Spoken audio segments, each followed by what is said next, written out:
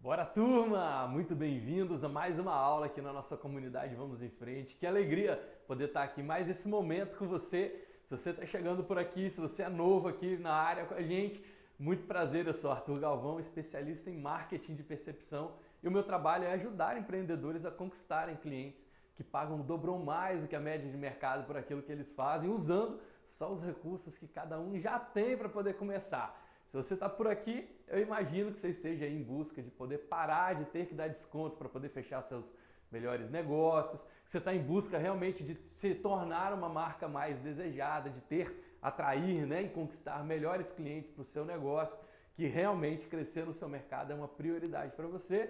Então, hoje nós vamos começar aqui com um tema sensacional, que é a base aí da dor da maioria dos empreendedores, que é como vencer a concorrência. Isso mesmo, quando às vezes você pensa num concorrente entrando no seu mercado, já te dá um frio na espinha. Quando esse concorrente entra na sua área, no seu segmento, na sua região, fica ainda mais assustado. E quando esse concorrente, além dele estar no seu segmento, na sua área, na sua região, ele inclusive conhece os seus melhores contatos, conhece os seus amigos, esse cara está próximo de você, te dá um medo, te dá um desconforto. Então hoje eu quero te deixar mais tranquilo, mais seguro, mais preparado para lidar com esse tipo de situação, aprendendo realmente como você pode vencer o seu concorrente, mas não vencer no sentido de eu vou destruir aquele cara, eu vou acabar com a concorrência no mercado. Concorrência, na verdade, é algo muito natural. É um bom sinal, inclusive, né? Quando o mercado está com bastante gente fornecendo no seu segmento, significa o quê? Que um indicador de demanda está validado. Se tem muita gente vendendo para esse mesmo tipo de cliente que você está buscando no seu mercado, isso é bom. Já viu onde que os restaurantes ficam no shopping? Ficam na praça de alimentação. Então, eles se tornam um ponto de referência. Significa que a demanda sabe para onde ela pode caminhar na hora de fazer o consumo. Não é assim que funciona? No shopping não tem várias lojas? E não tem várias lojas de roupa, várias lojas de brinquedo, várias lojas de eletrodomésticos. Isso é bom. Quando você aprende a lidar com a concorrência, isso é positivo para o seu negócio. Quantos bairros, quantas cidades não tem nas suas áreas onde você fala assim, nossa, aquela ali é a região dos restaurantes, aquela ali é a região das gráficas, aquela ali é a região das confecções. Ou seja, para o seu cliente é bom, para o seu mercado é bom ter concorrente. Ruim é quando você está no mercado buscando vender algo que ninguém mais quer vender. Tem uma coisa que eu aprendi lá atrás, 1900 antigamente, primeira vez que eu fiz um Empretec no Sebrae, e eles falavam muito sobre isso, sobre o lucro auferido, né? O que significa isso? Significa que existe um momento, uma lacuna de mercado em que é possível sim você estar sozinho, mas a partir do momento que o mercado está sinalizando que tem dinheiro ali, que tem alguém vendendo e tem alguém comprando, em 6 meses você vai ter um concorrente, em 1 ano no máximo você já tem alguém brigando, disputando o mercado com você. Ou seja, não adianta a gente querer entrar no mercado e ignorar ou eliminar a concorrência, não é isso, a gente tem que aprender a conviver com a concorrência. E na verdade, quando a gente fala sobre vencer a concorrência, você tem 3 formas básicas de vencer a concorrência. Você pode vencer a concorrência sendo o primeiro, como eu acabei de falar, né, sobre o lucro auferido. Você pode ser ele o pioneiro no seu mercado em fazer isso ou aquilo. A gente teve recentemente aí vários exemplos disso, né? Airbnb, a própria Uber, são exemplos clássicos aí de empresas que entraram, foram pioneiras numa nova forma de fazer algo no mercado, um novo modelo de negócio. Você pode ser o melhor, então você pode estar ali entre os seus concorrentes e o mercado te enxergar como melhor, e você também pode ser único. A terceira forma de você fazer isso é você ser único. Então vou repetir para você, 3 formas de você conseguir vencer a sua concorrência. O primeiro é ser pioneiro,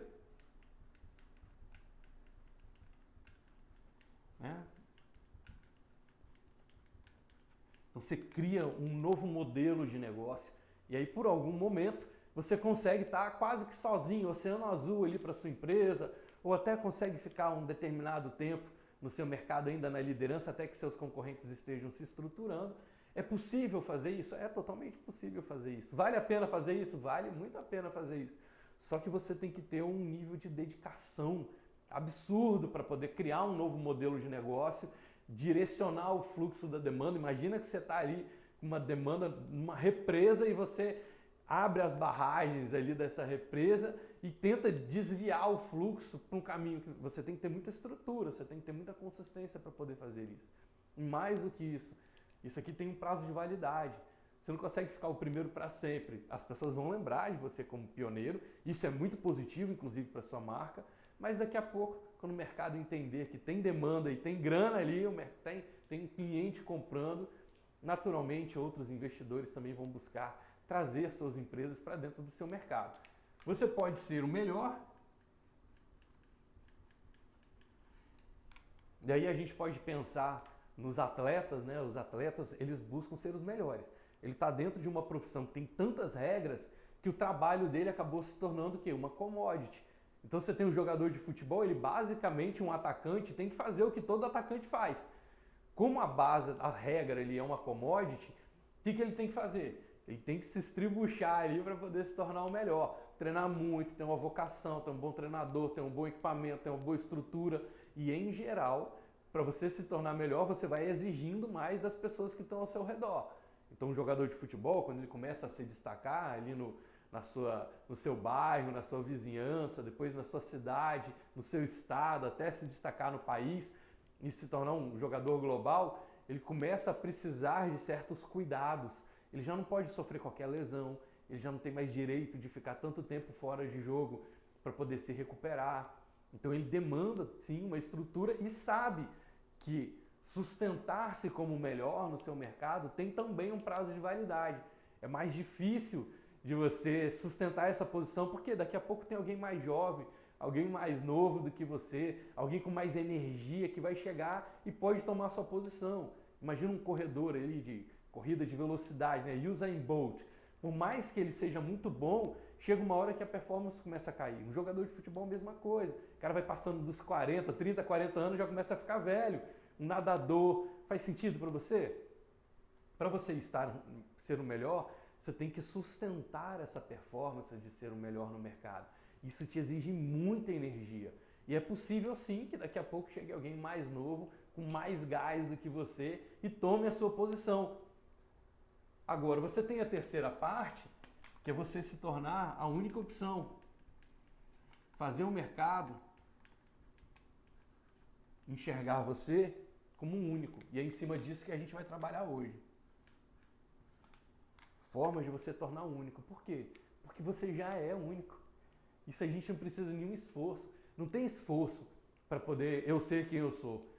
Eu simplesmente preciso me conhecer ao máximo, saber o que eu tenho de potencial e aonde que eu me diferencio das outras pessoas, quais são os aspectos que estão em mim, que são únicos e que podem servir ao mercado, e eu me dedicar a sustentar isso. Então eu posso fazer isso pela minha vida inteira. O tempo todo eu estou construindo meu nome, estou construindo minha reputação, estou construindo a minha imagem, estou construindo a minha forma de fazer. Quando eu consigo levar para o mercado essa percepção de que eu sou o único em fazer isso que eu faço, eu consigo um valor agregado altíssimo no meu mercado, um valor agregado altíssimo para a minha marca e consigo sustentar isso por toda a minha vida. Olha aí o que a gente tem hoje de inteligência artificial tentando imitar, né, mimetizar o ser humano. Nós somos a forma de vida mais complexa que tem no planeta. Então, mesmo com toda a tecnologia, mesmo com todo o investimento, é muito difícil fazer um outro Arthur. Ou mais do que isso, chega a ser um esforço tão grande que começa a beirar o limite da ética. Né? Há pouco tempo atrás a gente viu a ciência evoluindo no campo da clonagem e como que uma hora os governantes disseram, peraí, não pode ser tão parecido. Isso começa a ser antiético, isso não é legal pra gente. Então é importante preservar a identidade, a autenticidade das pessoas. Olha que bacana isso. Quando a gente fala sobre identidade e autenticidade, você começa a diminuir o peso, você começa a diminuir o peso da estrutura, de ter que ter muita verba. Você só precisa, lembra da nossa frase da comunidade Vamos em Frente? Não precisa ser perfeito, basta ser fantástico. Você não precisa ser bom em tudo, você não precisa ser o melhor em tudo, você precisa ser autêntico, você precisa ser reconhecido pela sua identidade. Faz sentido para você? E olha que legal que isso funciona a nosso favor. Tem uma percepção geral, uma consciência coletiva no mercado de que tudo que é feito em volume, tudo que é feito em escala tem menor valor. Tudo que você pega como industrial já não parece artificial. Fala, mas isso aqui não tem o mesmo valor do que o artesanal. Isso é bom para você. Porque a gente que está aqui no mercado, empreendendo, principalmente profissionais liberais, empresários que estão à frente aí de pequenas equipes, né? Equipe de 5, 10, 20 pessoas, marcas que ainda não industrializaram, não escalaram totalmente sua forma de entrega, você consegue ter isso a seu favor. A melhor desculpa que você tem para poder cobrar mais alto é você fazer um trabalho artesanal, é você fazer um trabalho que beire o estado da arte, o artístico, algo extremamente personalizado, porque é nessa extrema personalização que as indústrias não conseguem entrar. Ele tem que colocar lá, né, tem dois formatos básicos de produção, né, os formatos cunhados ali pelos americanos, que é o Just in Time e o Just in Case. Just in Case é fazer um a um.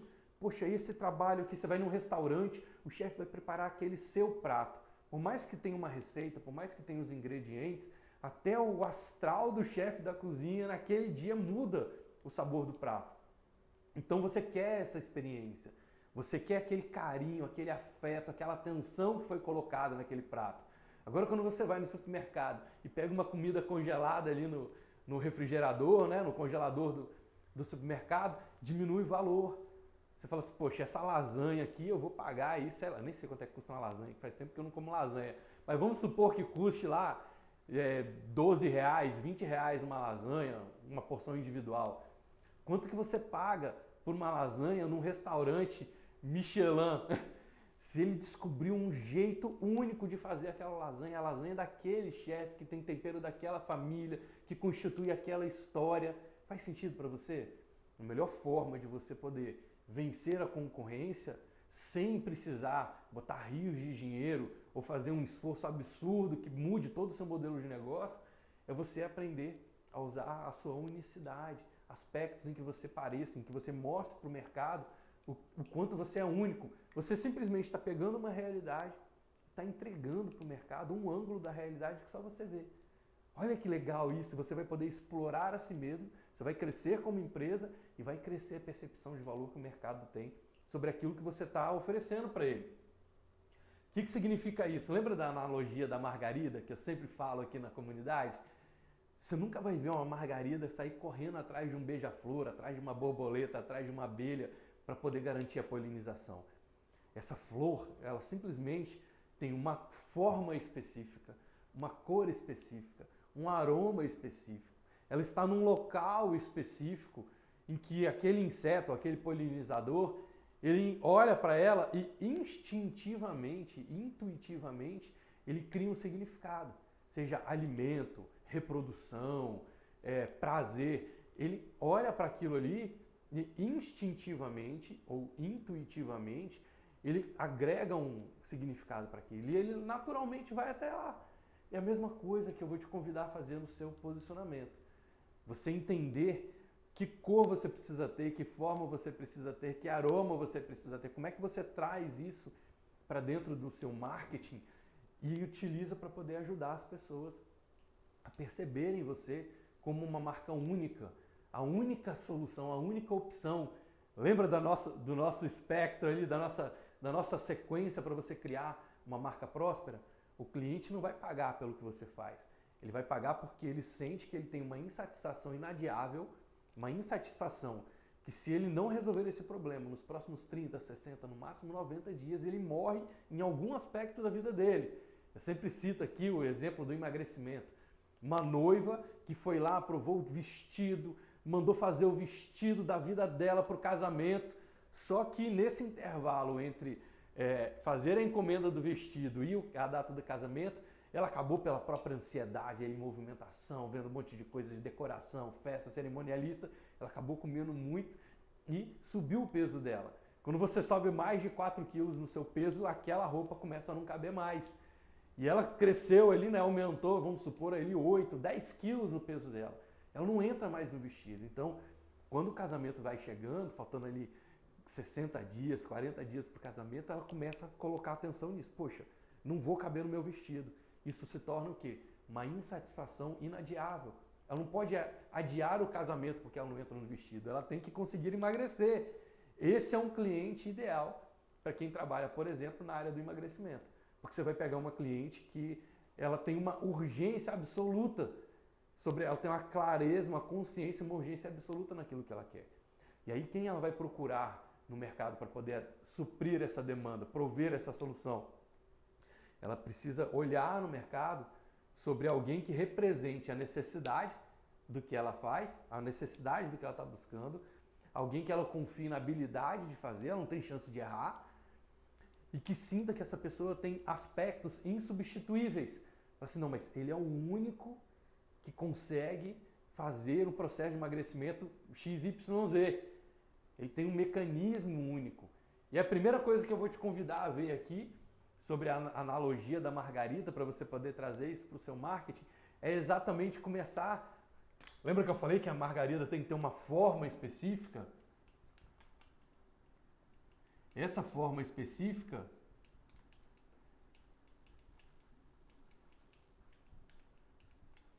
é um mecanismo único dessa flor, dela operar. Só ela é assim. Quando o inseto, o polinizador, olha para ela e diz, é ela, eu não tenho dúvida de que é ela. Só ela é assim. Como que a gente faz isso? Desenvolvendo através do seu marketing a percepção no seu cliente de que você tem um mecanismo único de entrega. Então você pode ter um método, pode ter uma forma de fazer, é como se fosse a receita com os ingredientes, sabe? Desculpa, a receita, os ingredientes com o modo de fazer. Você tem que dizer para o seu mercado, olha, eu uso isso, isso, isso e isso para poder fazer a minha entrega e na hora de fazer eu faço de um jeito único. Você tem que esperar ali 20 minutos para isso acontecer, 30 minutos para isso acontecer, tem que misturar isso com aquilo. Você vai mostrando para o mercado que você tem uma forma única. A forma única de fazer a sua entrega é o que você vai chamar de mecanismo único. Como que você ajuda isso a ter ainda mais evidência para o mercado? Você dá um nome para isso. Quando você batiza isso, facilita na mente do seu cliente ele identificar que só você é capaz de fazer aquilo. Melhor ainda, se você assistir o vídeo, né, a nossa aula sobre blindagem de marca, e saber que você pode ir lá no INPI, por exemplo, e fazer o registro do seu método, você pode registrar o seu mecanismo, a sua engenharia por trás, para que inclusive ninguém tenha nem o direito de fazer a repetição daquilo que você está entregando. A gente vê aí hoje no mercado centenas, né, dezenas, centenas de máquinas de café para fazer café expresso. Mas há pouco tempo atrás, você vai lembrar que só tinha Nespresso no mercado. Por que só tinha Nespresso no mercado? Porque ela é melhor? Porque ela é pioneira? Porque ela tem um mecanismo único. Ela tinha uma patente daquela engrenagem. Então, as outras empresas, por mais que elas soubessem, podia até desmontar uma máquina da Nespresso para tentar fazer, mas elas não tinham o direito legal de reproduzir os mecanismos que estavam ali dentro. Então, quando a Nespresso colocou, ela aumentou o shelf life dela, ela aumentou o prazo de validade daquele mecanismo único. E isso deu para ela também tempo para criar mais identidade, para que ela fosse reconhecida como uma marca premium, uma boutique mesmo de cafés. E até hoje, né, o principal valor da Nespresso, as pessoas vão para as lojas da Nespresso, que são verdadeiros museus, verdadeiras boutiques, para criar, para consumir não só o café, mas a cultura do café. Olha que legal isso. A gente tem também o exemplo, falando de café, da Starbucks. A Starbucks não foi a primeira empresa a vender café, mas ela mudou, ela criou uma experiência, um mecanismo único para poder fazer a venda desse café. Ela fez com que o hábito de tomar café do americano tivesse o que eles chamavam lá de terceiro ponto, né? Ao invés de ser casa-trabalho, ele criou na Starbucks uma câmara de descompressão para a pessoa poder ir da casa Starbucks trabalho ou trabalho Starbucks casa. Então falou, depois de um dia intenso de trabalho, depois de um dia cansativo, você não vai chegar em casa todo estressado do seu trabalho. Passa primeiro numa Starbucks, faz seu processo de descompressão, relaxa. Aí você vai chegar em casa e você vai ver que a sua realidade com a sua família, tolerância, carinho, tudo vai ser ainda melhor. Faz sentido para você? Então o primeiro ponto, que trazendo essa analogia da flor, para você botar dentro do seu marketing, é a criação de um mecanismo único e que você batize esse mecanismo com um nome. Eu tenho um nome, que é o marketing de percepção.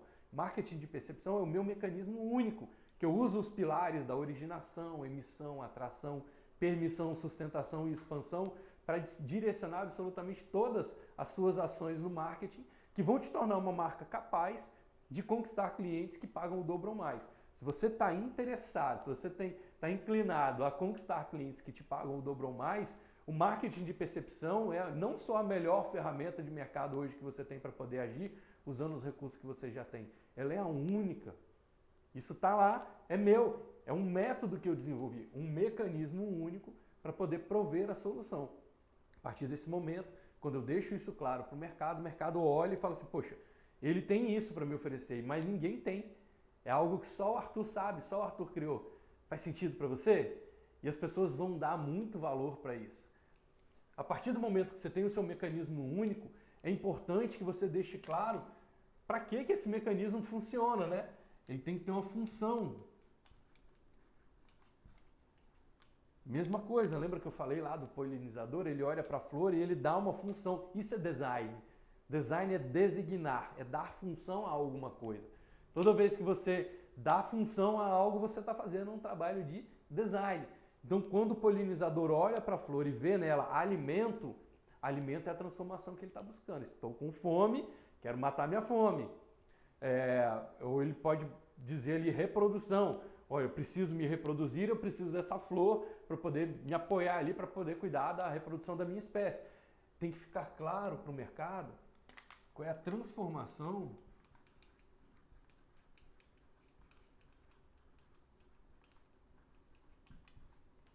que a sua marca está oferecendo. E essa transformação tem que ser única, tem que ser uma coisa muito específica. Quanto mais específico, mais fácil vai ficar para o seu cliente vir até você e perceber você como uma única opção para poder ajudá-lo naquilo ali. Sempre o mercado tende a buscar os especialistas. A gente tem inclusive uma escala que chama escala de interferência, que fala bastante sobre isso, né? Quando a gente aplica a escala de interferência, você vai ver que é alguém que domina um determinado conhecimento, começa a transmitir esse conhecimento, ou seja, está iniciando o trabalho por aqui, ele vai ser reconhecido como um orador. Alguém que sabe sobre um assunto e está falando sobre o assunto. Vamos supor, várias vezes eu estou aqui com vocês e eu estou falando sobre psicologia, sobre filosofia, sobre psicanálise, eu estou falando sobre desenvolvimento pessoal, sobre PNL, estou falando sobre neurosemântica, eu estou utilizando ferramentas de persuasão, estou utilizando ferramentas de oratória. Então eu falo sobre essas coisas, mas eu não me dedico especificamente a elas ainda. Então o mercado me considera um orador. Tem um nível de percepção de valor? Tem um nível de percepção de valor, mas ainda não é o mais alto. Você pode evoluir de ser um orador para ser um produtor.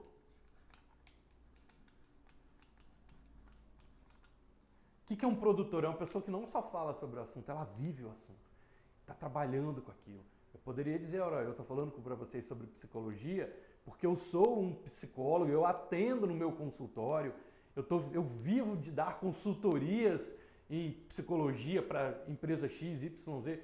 Estou mostrando que eu não só falo sobre o assunto, mas que eu vivo o assunto, eu estou produzindo sobre o assunto. Faz sentido? A partir do momento que eu estou sendo reconhecido como produtor, eu posso evoluir mais ainda para ser visto como um expert, que é aquela pessoa que dedica sua atenção, o seu esforço, o seu conhecimento só para um assunto específico. Então, olha, eu sou um expert em psicologia positiva. Eu posso me dedicar só a esse braço do mercado, só a essa especialidade. Aumenta ainda mais a percepção de valor que o mercado tem sobre mim. Mais do que isso, eu posso me tornar um influenciador.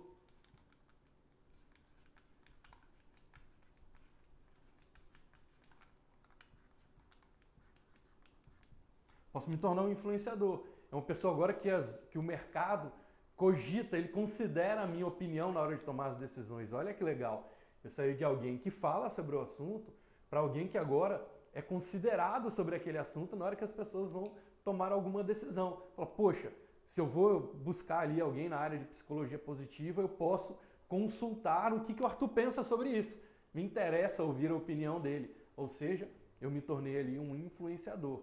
Mas eu posso ter uma escala ainda maior, eu posso evoluir de influenciador para uma autoridade. Autoridade é quando não só as pessoas consideram a minha opinião, mas a minha opinião é a principal. Ela é soberana. Minha opinião sobrepõe as outras opiniões do mercado. Fala, pô, o mercado está falando disso, está falando daquilo, mas agora não, agora o Arthur falou. Se o Arthur falou, ele é a autoridade no assunto. Faz sentido? Quantas e quantas vezes na hora de você buscar uma solução, você não tem chance de errar. Então quem que você vai buscar? Você não vai buscar uma pessoa que está falando do assunto. Você vai buscar uma pessoa que é autoridade. Olha como isso aqui reflete nos seus conteúdos de redes sociais. Dá uma avaliada em qual etapa, escreve para mim qual etapa você está se vendo aqui. E eu ainda vou evoluir para mais uma aqui, que é a etapa do criador. Criador é quando você desenvolve um novo modelo dentro do seu segmento. Como eu desenvolvi para mim, o marketing de percepção. A partir desse momento, eu não só falo sobre o assunto, não só vivo o assunto, não só sou expert no assunto, não só estou influenciando, não só sou uma autoridade. Eu criei um jeito novo de fazer. A Apple não inventou o telefone, mas ela inventou o iPhone. Olha que legal. Steve Jobs se tornou o criador. Ele não só fala, vive, estuda aquilo ali especificamente, influencia e é respeitado como autoridade. Ele é o dono da coisa, ele é o criador. Qual é o ideal para você poder vencer a concorrência e se tornar a única opção? Você criar no mercado a referência de que você se torna um criador. Digita para mim aí em qual etapa você está hoje, você se percebe, em qual etapa você se percebe dentro do seu negócio. Digita para mim se você se vê como um orador, como um produtor, como um expert, como um influenciador, como uma autoridade ou como um criador. De que forma você está se percebendo hoje no mercado? Você fala sobre um assunto e as pessoas estão vendo você falar nas redes sociais sobre X, Y, Z, sobre os assuntos. Você está mostrando para as pessoas que você vive aquele assunto, que você já trabalha com isso, que você tem solução do mercado, que você já validou isso com o cliente. Você se tornou um produtor? Além disso, você fala sobre um assunto específico ou você fala de uma forma geral? Vamos supor ali que eu tenho um fisioterapeuta. Se ele está falando sobre fisioterapia, ele ainda não é um expert. Mas quando ele começa a falar sobre fisioterapia para atletas de alta performance, agora ele é um expert. Fisioterapia para atletas de alta performance que competem internacionalmente, mais expert. Fisioterapia para atletas de alta performance que competem internacionalmente só em campeonatos mundiais, mais expert. Olha como é que a gente vai trazendo a visão do expert. Expert é aquele ultra especialista, ele é muito segmentado na sua área de estudo. Eu desenvolvi o marketing de percepção. Eu vou estudar especificamente essa área do mercado. O influenciador, aquela pessoa que além de ser um expert, ela tem tanta opinião que o mercado começa a considerar na hora de tomar a decisão. Ou seja, você virou uma fonte de notícia, você virou uma fonte de pesquisa, você já é uma fonte de pesquisa no seu mercado. Mais do que isso, você pode se tornar uma autoridade. Quando o mercado considera a sua opinião como a top opinião do mercado. Fala, olha, esse fisioterapeuta ou esse psicólogo, se ele falou, está falado, é quase dogmático. É como o Papa dizer que mudou alguma coisa lá na Igreja Católica. Se o Papa disse, está falado. Então, a coisa realmente aconteceu. É uma autoridade. E por último, se você hoje está no estágio de criador, você desenvolveu algo novo, não só desenvolveu, mas as pessoas percebem você como criador de algo novo no seu mercado, um novo jeito de fazer, uma nova categoria. Você se tornou tão bom, tão autoridade, tão influenciador, tão expert, que acabou que isso não cabe mais na categoria do mercado. Agora você criou um novo jeito de fazer, uma nova categoria. Então digita aí para mim, ó. O Alberto colocou ali, ó, expert. Muito bom, ó, expert, a Carolina do Vale, expert e... Ixi, tá tudo embolado aqui para mim, embaçou a tela. Muito bom. Gente... A Karine Pacheco colocou expert em processo de criadora também. Olha que legal, parabéns, Karine. Muito bom. Colocou expert a caminho de ser criadora. Expert a caminho de ser criadora. Olha que bacana. Importante você ter a autopercepção, como você se vê, e também validar a sua percepção no mercado. Experimenta durante essa semana conversar sobre isso com os seus clientes, com os seus parceiros de negócio. Pergunta para eles como é que eles estão te percebendo. Pergunta para eles, você me percebe mais como um orador, você me percebe mais como produtor, um expert, como um influenciador, autoridade ou um criador? O quanto que o mercado está te percebendo. E não precisa ser volume não, tá, gente? Aqui a gente não está falando de volume não. Aqui a gente está falando sobre nicho. Então você pode perfeitamente ser um criador e o seu mercado tem 15 pessoas que você precisa atender, tá tudo bem. Não, no meu negócio eu só preciso falar com essas 15 empresas. Então é interessante para você que essas 15 empresas percebam você como criador, como autoridade, como influenciador, depende da camada onde você está. Isso é o importante, não é que o mundo inteiro precisa te perceber. Então você tem a sua autopercepção e a percepção do mercado sobre em que camada você tem. Qual é a camada mais lucrativa? E tem a nossa aula, né, sobre como é que você pode escalar o seu negócio. Você ainda pode pegar essa parte do criador e licenciar, negociar, franquear o seu know-how, a força que você criou para criar o seu novo, para desenvolver o seu novo modelo, certo? Passamos da forma e da função, agora a gente vai entrar na cor. O que é a cor? A cor é aquele elemento de estímulo. A cor é, né? Você olha para uma cor, ela diz quente, frio, vibrante, calmo, flexível, rígido. A cor ela tem essa característica de colocar a sua personalidade. É na cor que você vai deixar claro para o seu mercado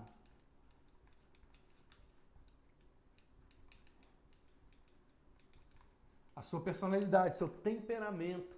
Qual é o temperamento que você utiliza hoje na sua comunicação? Como é que você tem elementos que dizem para o seu cliente que você tem esse temperamento, que você tem essa personalidade? Você faz isso através da cor da sua marca, através dos temas das suas... Você tem uma paleta de cores na sua timeline, lá no seu Instagram, no seu perfil. O que você utiliza hoje de estímulos para deixar claro para o seu cliente? Pode ser pelo seu vocabulário, pode ser pelo seu tom de voz, pode ser porque você tem um jingle, pode ser que você tem um slogan. De que forma você leva a sua comunicação hoje para o seu cliente para mostrar para ele a sua personalidade, o seu temperamento? Ó, a Luiz falou que é a cor azul. O que a cor azul traz? O azul, uma cor de confiança, uma cor de credibilidade, uma cor de estabilidade. Isso aqui é um lugar onde você já sabe mais ou menos o que você pode esperar, uma previsibilidade. Cor azul, excelente para isso. Então a gente pode brincar aqui com a psicologia das cores. Pode ser através da cor, pode ser através do seu vocabulário. Você pode ter um slogan, um jingle. Aqui a gente está falando sobre a personalidade, sobre o temperamento. É quente, frio. Se a gente for puxar lá na Hipócrates, né, sobre você ser, que tipo de pessoa você é enquanto a sua temperatura e sua umidade. Então você pode ser uma pessoa colérica, você pode ser sanguíneo, você pode ser fleumático, você pode ser melancólico. Ou seja, a sua personalidade, seu temperamento é mais explosivo, é mais aquela pessoa de ação, de atitude, que chega, faz e acontece, expande e sossega, expande e sossega. Isso é o colérico, é o fogo, né? Aquela pessoa que quando chega ela realiza em alta performance, é aquele atleta de explosão, mas depois ele também precisa de um descanso, porque se ele não controla, o fogo também sai queimando tudo que está ao seu redor. Ou você é uma pessoa mais terra, né? Você é uma pessoa mais consistente, você é uma pessoa mais rígida, mais analítica, uma pessoa que ao invés de explodir o tempo todo, está sempre buscando uma forma de que as coisas aconteçam. Cor azul, né? Inclusive, ali você está de azul aqui, ali você é terra. Uma pessoa que tem mais, está buscando credibilidade, uma pessoa que está buscando estabilidade.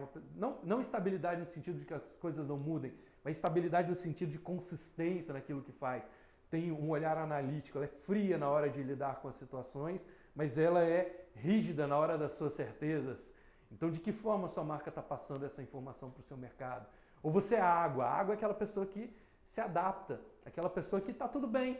Onde chega, ela nem muito nem pouco, onde está, a forma que tiver no ambiente, ela está se adaptando, não discute, ela evita conflito, aquela pessoa que é um diplomata, aquela pessoa que é um bom negociador. Por quê? Porque ela não tem rigidez nas certezas dela. Ela fala, não, eu me adapto ao seu ponto de vista, eu considero, sou flexível para isso. A água ela tem essa volatilidade, essa flexibilidade para poder lidar com as situações. Como é que você passa isso na sua marca?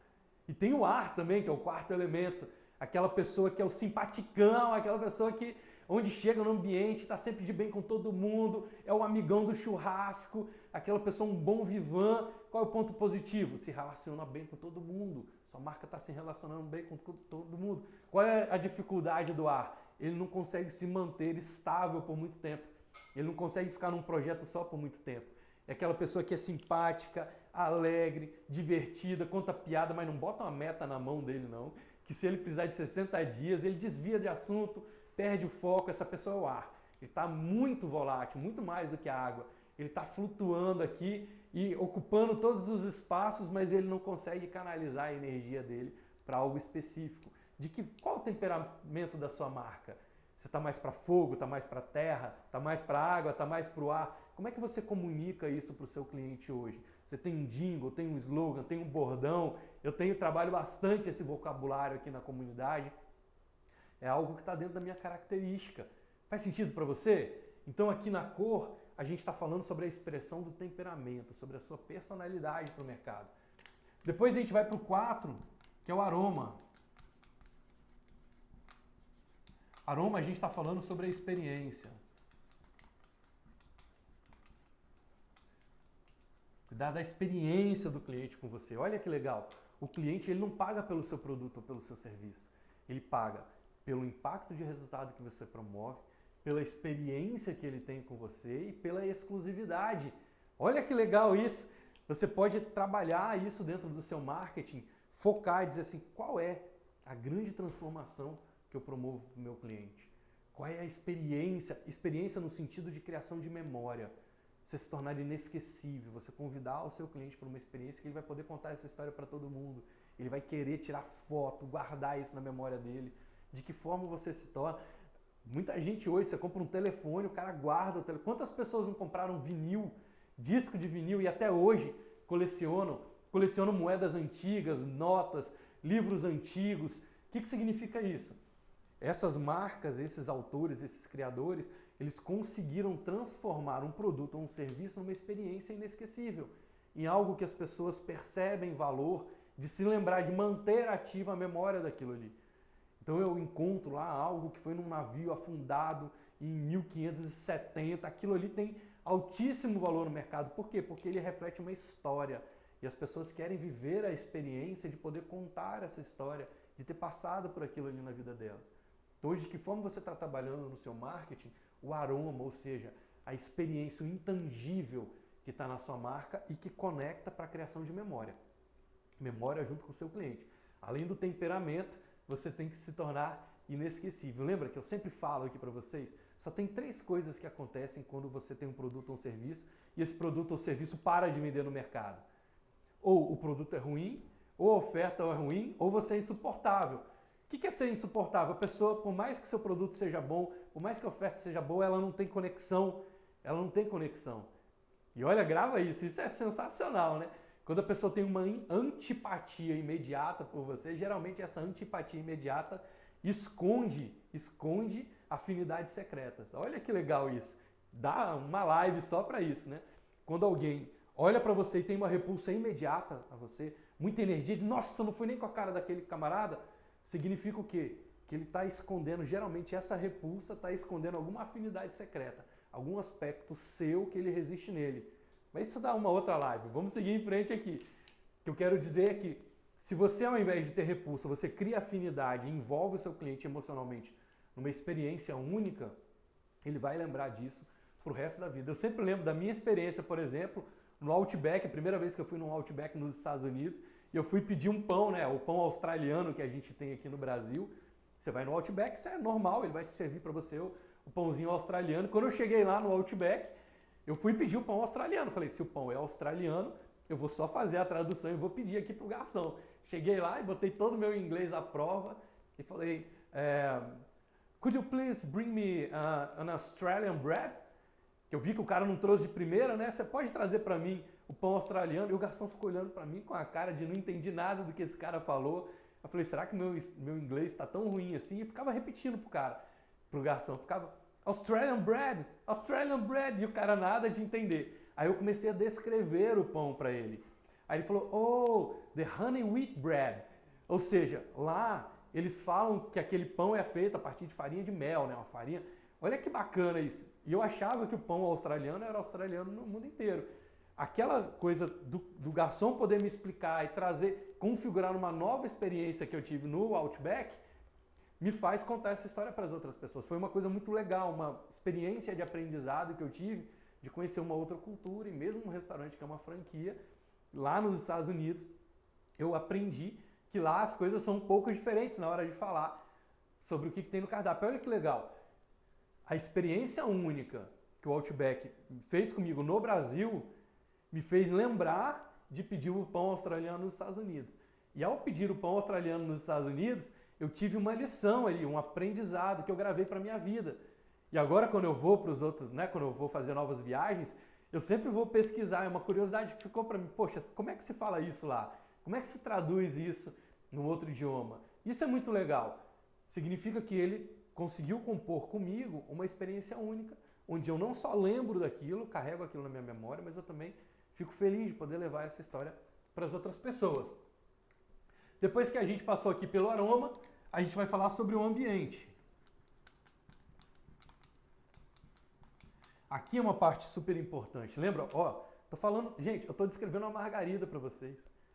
Olha a força de você conhecer os fundamentos, os princípios de algo para colocar na sua vida.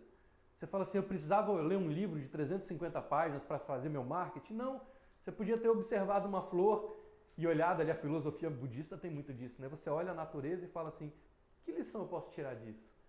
Em um determinado momento eu olhei para uma margarida e falei, cara, isso aqui tem algo para me ensinar. Essa margarida ela não sai correndo atrás do polinizador, ela simplesmente tem uma forma específica. Ela deixa clara a função dela, ou seja, o polinizador tem clareza sobre o que aquela flor pode fazer por ele, instintivamente, inclusive, né, no âmago ali do que seria para nós, seres humanos, o nosso processo de decisão, instintivamente, ela tem uma cor específica que estimula o polinizador a se aproximar dela, ela tem um aroma específico que confirma que, na memória dele, que vale a pena, ela está num local específico, ou seja, ela está dentro de um ambiente onde ali estão os polinizadores. Faz sentido para você? Qual é o ambiente onde está a sua marca hoje? Sua marca está mais no YouTube, está no Instagram, está no Facebook, você está no e-mail, você está no WhatsApp, você está num shopping center, você está numa loja de rua, você está dentro de uma escola, você está dentro de uma universidade, você está na praia. Onde é o ambiente em que você está comunicando com seus clientes? Por quê? Talvez um dos maiores erros que eu tive quando comecei o meu negócio foi posicionar uma mensagem incrível no ambiente errado. Por quê? Porque era modinha. A exemplos de hoje, né, seria como a pessoa vai dizer para você, olha, hoje a atenção do cliente está no Instagram. Se você não está no Instagram, você está morto. Eu não sei. Se aquele cliente para quem você vai vender hoje, ele está realmente no Instagram. Eu vejo que muitos clientes estão muito mais no Google. E que eu posso chegar para ele através de anúncios, ele está muito mais preparado, ele está buscando o que eu tenho para oferecer, muito mais no Google do que no Instagram. Mas na modinha, vão te dizer que você tem que ter 50 mil seguidores no Instagram, você fica aí se rasgando de produzir conteúdo, enquanto você podia fazer um esforço muito menor e acertar o ambiente. E aí, ao invés de ficar com 50 mil seguidores sem vender nada, você estaria com 1.000 seguidores vendendo pra caramba, desde que você estivesse num outro ambiente. Num ambiente de networking, num ambiente da praia, num ambiente dentro de uma universidade, num ambiente de um WhatsApp. Cada marca vai ter um ambiente melhor para poder relacionar. O ideal é que você defina no máximo 3 ambientes e coloque toda a sua energia ali. Explorou tudo que tem naquele ambiente, agora você pode aumentar um pouco mais seu território. Então define se hoje o melhor caminho para você, de repente, não é um WhatsApp, um e-mail, ou é mesmo um Instagram, ou pode ser no Facebook. Ah, mas o Facebook está morrendo. Eu não sei. Ele pode estar morrendo para alguns perfis de marca, para outros pode ser que esteja crescendo. Se ele está no Google, se está no YouTube, para onde você está levando? Desculpa, Elícia. Portugal é a rede social. Então, a Elícia está lembrando aqui que em Portugal o Facebook ainda é a rede social, né, a mídia social principal. Olha que legal isso. Tem gente que está no Twitter, né, no Twitter. Você tem que saber elencar no máximo 3 ambientes. Porque essa margarida não está em todo lugar, ela está num lugar específico. Então você vai botar no máximo 3 ambientes próximos aonde está a sua marca, para você poder conversar com o seu cliente. A partir daí, e pode ser um ambiente tanto físico como um ambiente virtual, como esse que a gente está. Pode ser que esteja no Zoom o seu melhor cliente. A melhor forma, o melhor momento de você falar para o seu cliente, de se expressar, pode ser numa reunião fechada no Zoom, pode ser num lançamento. Então já anota aí para você escrever e se focar nisso. No máximo 3 ambientes onde você vai estar conversando com o seu cliente. E por último,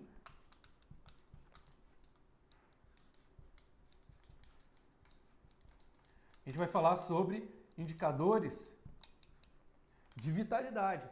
Essa margarida ela precisa parecer saudável para o polinizador chegar.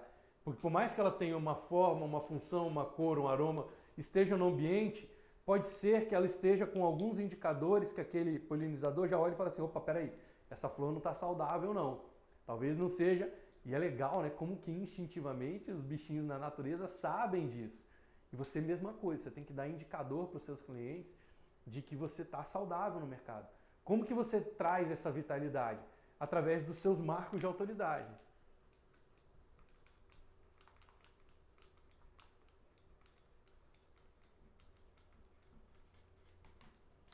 Lembra que o cliente vai perceber você pelo que você fala, como você se apresenta, pelas pessoas que estão ao redor de você, pelo futuro que você promete, pelo passado que você desperta na cabeça delas. Faz sentido? Então, quando você fala sobre marcos de autoridade, você está falando sobre qual é o feito grandioso que você já fez, que as pessoas vão perceber você por esse passado, por esse rastro de resultados que você tem, onde elas vão saber, poxa, essa é uma marca saudável. Quais são os seus planos futuros? Do que você está dizendo para o mercado? Onde é que estão os seus investimentos? Quem faz isso muito bem? Elon Musk. Ele fala, eu estou levando a galera para Marte, eu não quero nem saber. Ele está dizendo que a marca dele tem tanta vitalidade, tem tanta energia, joviedade, saúde, que ele pode criar algo novo no mercado. Steve Jobs também fazia isso muito bem. O próprio Mark Zuckerberg, né, ele hoje traz mensagens e palestras que são motivacionais, palestras de empreendedorismo, onde ele fala, olha, o nosso objetivo, qual é o objetivo final da sua marca? Então você vai dizer para as pessoas, dentro de marcos de autoridade, podem ser tanto coisas que você já construiu na sua marca e que reflitam, você pode ter atendido X mil clientes, você pode estar nesse momento envolvido num projeto grandioso, ou você pode também, se você não construiu ainda, se comprometer publicamente com um grande objetivo. Você pode colocar isso através da sua bandeira, você pode colocar isso para o mercado saber que daqui a 10 anos você estará num lugar ou num outro lugar, onde ele veja que você está inspirado a continuar. Você tem vitalidade, você tem força, tem saúde para poder seguir em frente. Até aqui tudo bem, gente? Estão comigo? Olha, principal disso tudo é saber 2 itens importantes que eu vou passar para vocês agora. Primeiro é que daqui a pouco a gente segue para a nossa reunião no Zoom com a galera da comunidade Vamos em Frente, com os membros, onde lá a gente não só vai explorar isso aqui, mas eu vou fazer junto com vocês um exercício de criação e de fortalecimento de identidade. Ou seja, lá a gente vai seguir um passo a passo, um mecanismo único. Provavelmente vocês não vão encontrar isso aí solto pela internet, porque foi eu que desenvolvi. Então, eu vou fazer junto com vocês um passo a passo para vocês criarem, ou para aquelas pessoas que já têm, fortalecerem a identidade de vocês, para poder aprender a vencer a concorrência com mais facilidade, usando só os recursos que cada um de vocês já tem. E se você está acompanhando essa aula aqui com a gente, se interessou pelo conteúdo, se isso está fazendo sentido para você, se você sente que de alguma forma te trouxe pontos de vista, orientações, direcionamento para poder conquistar clientes que te pagam o dobro ou mais pelo que você oferece no mercado, se é o seu interesse crescer no mercado conquistando clientes que te pagam o dobro ou mais do que a média de mercado pelo que você faz, usando só os recursos que você já tem, eu quero deixar claro aqui o convite para você também vir com a gente para a comunidade. Tem um link na minha bio, ou você digita lá, vamosemfrente.com.br. Olha como é que vai ser, como é que é a nossa rotina. Ali você vai ver o mecanismo que a gente utiliza. Mês a mês a gente abre uma área nova, onde eu apoio os membros nas suas ações imediatas de marketing para poder conquistar clientes que pagam o dobro ou mais, através sempre, né, do marketing de percepção. Trabalhando os pilares da identidade, da linguagem, do público, do posicionamento, das suas abordagens do dia a dia e até da sua reputação. A a forma como as pessoas estão te vendo hoje no mercado. Esses são os pilares básicos que todas, absolutamente todas as empresas de sucesso utilizaram para poder serem marcas premium, marcas acima da média, marcas antológicas, marcas que realmente consolidaram seu nome no mercado e conseguiram, né, não só fazer o trabalho delas, não só amar aquilo que elas fazem, mas também serem mais valorizadas, mais reconhecidas pelo que fazem. Então, fechando aqui, quero agradecer a presença de vocês. No final eu vou pegar todos os comentários para ler ali um a um de vocês, tá joia? E daqui a pouco eu espero a galera da comunidade lá na nossa reunião do Zoom. Pessoal, finalizo aqui desejando, agradecendo a sua presença e desejando que as suas escolhas e decisões sejam sempre guiadas pelos seus sonhos, não pelos seus medos, que você possa permitir que o extraordinário se manifeste na sua vida, evoluindo sempre, contribuindo ao máximo. Ó, um beijão para todos vocês, até a próxima, vamos em frente.